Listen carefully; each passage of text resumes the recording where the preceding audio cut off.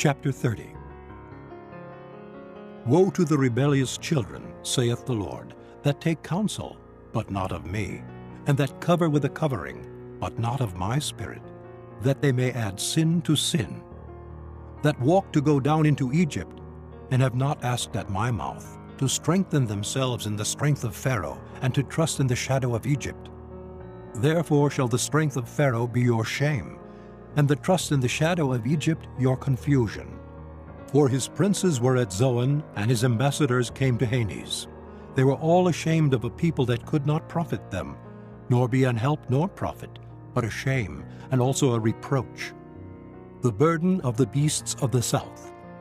Into the land of trouble and anguish, from whence come the young and old lion, the viper and fiery flying serpent. They will carry their riches upon the shoulders of young asses, and their treasures upon the bunches of camels, to a people that shall not profit them. For the Egyptians shall help in vain, and to no purpose. Therefore have I cried concerning this. Their strength is to sit still. Now go, write it before them in a table, and note it in a book, that it may be for the time to come forever and ever. That this is a rebellious people, lying children, children that will not hear the law of the Lord, which say to the seers, See not, and to the prophets, Prophesy not unto us right things, speak unto us smooth things, prophesy deceits. Get you out of the way, turn aside out of the path, cause the Holy One of Israel to cease from before us. Wherefore thus saith the Holy One of Israel, Because ye despise this word, and trust in oppression and perverseness, and stay thereon, therefore this iniquity shall be to you as a breach ready to fall, swelling out in a high wall, whose breaking cometh suddenly at an instant. And he shall break it as the breaking of the potter's vessel that is broken in pieces. He shall not spare. So that there shall not be found in the bursting of it assured to take fire from the hearth, or to take water withal out of the pit.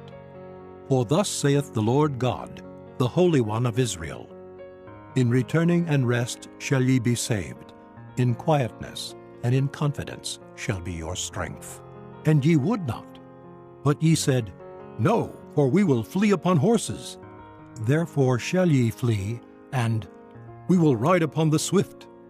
Therefore shall they that pursue you be swift. 1,000 shall flee at the rebuke of one. At the rebuke of 5 shall ye flee, till ye be left as a beacon upon the top of a mountain, and as an ensign on a hill. And therefore will the Lord wait, that he may be gracious unto you, and therefore will he be exalted, that he may have mercy upon you. For the Lord is a God of judgment. Blessed are all they that wait for him. For the people shall dwell in Zion at Jerusalem. Thou shalt weep no more. He will be very gracious unto thee at the voice of thy cry. When he shall hear it, he will answer thee.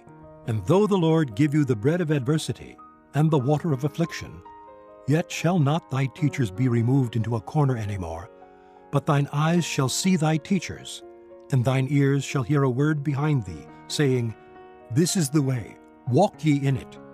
When ye turn to the right hand, and when ye turn to the left. Ye shall defile also the covering of thy graven images of silver, and the ornament of thy molten images of gold. Thou shalt cast them away as a menstruous cloth. Thou shalt say unto it, Get thee hence. Then shall he give the rain of thy seed, that thou shalt sow the ground withal, and bread of the increase of the earth, and it shall be fat and plenteous. In that day shall thy cattle feed in large pastures. The oxen likewise, and the young asses that ear the ground, shall eat clean provender, which hath been winnowed with the shovel and with the fan.